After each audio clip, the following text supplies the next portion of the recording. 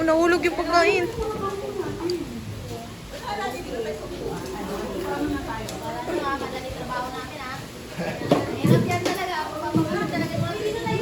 Galisin niyo yan.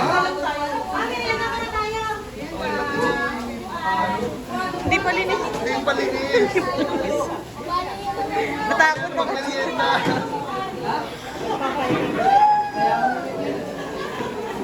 Habang nag-ayos kami ni Kuya John ng speaker, parang may dumaan sa likod namin. Parang nangangalabit. Nagawin ng dila nga eh. Diba? Kanina nga, parang biglang humangin. Aba, tumas yung mga balahibo ko. Nakakatakot.